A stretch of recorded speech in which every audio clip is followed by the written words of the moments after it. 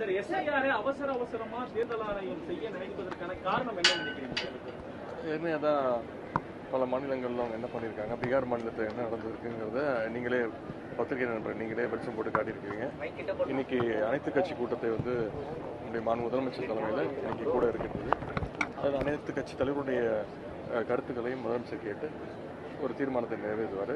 குறிப்பாக அதான் எங்கெங்கே தேர்தல் நடக்குதோ அங்கெல்லாம் வந்து அவங்களுக்கு, அதாவது ஒன்றிய பாஜக அரசுக்கு எது சாதகமாக இருக்கோ அது மட்டும் வச்சுக்கிட்டு அவங்களுக்கு பாதகமாக இருக்கக்கூடிய வாக்குகளை எல்லாம் நீக்குகின்ற அந்த பணிகளை வெளிப்படையாகவே அவங்க ஈடுபட்டு இருக்காங்க.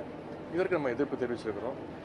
தொடர்ந்து தமிழ்நாட்டில் அவங்களுக்கு இந்த வெல்வதற்கான வாய்ப்பு கடந்த பல வருடங்களாக பாஜகவுக்கு அந்த வாய்ப்பு கிடைக்கிறது இல்லை, மக்கள் அந்த வாய்ப்பு அவங்களுக்கு கொடுக்கறது இல்லை.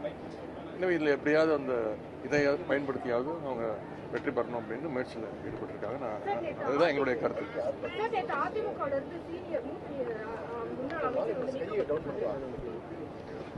இதுக்கு வந்து நான் எப்படிங்க கருத்து சொல்ல முடியும்? அது அவங்க இயக்கம், அது அவங்களுடைய பொதுச் செயலர். நான் என்ன சொல்லியிருக்கிறேன், எதிர்கட்சி தலைவர் திரு எடப்பாடி பழனிசாமி அவருக்கு தான் இதுக்கு தான் சொன்னேன். அவர் தான் இன்றைக்குமே நிரந்தர பொதுச் செயலராக இருக்கணும் அப்படிங்கிறதுக்கு இதுதான் நான் சொன்னது தான் காரணம். சார், பல இடங்கள்ல மான்சூன் ப்ரிப்பரேஷன் நீங்க ஆய்வு பண்ணிட்டு இருக்கீங்க. கடந்த 1 வீக்கா சென்னையில ரோடு ஒர்க்ஸ் எந்த அளவுக்கு போயிட்டு இருக்கு, எப்போ முடிக்கிறது? அது செய்தி தொலைக்காட்சிகளில் எந்த செய்திகள் இருந்தாலும், சோஷியல் மீடியாவில் எந்த செய்திகள் இருந்தாலும் இல்லை, தொடர்ந்து இப்போ ஆரம்பிக்கல. நாங்கள் கடந்த ஒரு 4 மாதங்களுக்கு முன்பே முதலமைச்சர் தலைமையிலே வந்து அனைத்து அதிகாரிகள், மக்கள் பிரதிநிதிகள், மேயர், துணை மேயர், சட்டமன்ற உறுப்பினர்கள் அனைவரையும் வர வச்சு ஒரு கண்டினியூஸாக இது மீட்டிங்ஸ் நடத்திட்டு இருக்கோம்.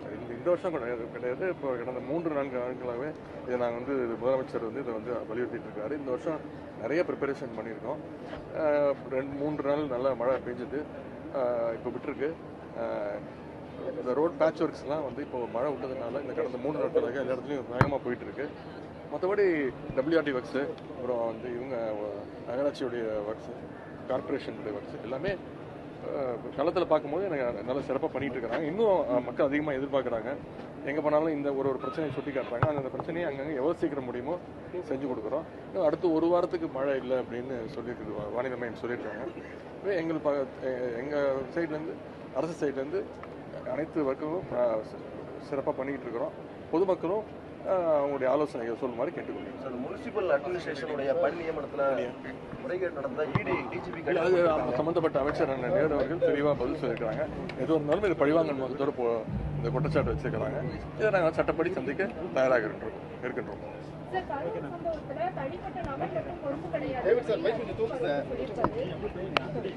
ஏற்கனவே முதலமைச்சர்கள் தெளிவாக பதில் சொல்லியிருக்காங்க.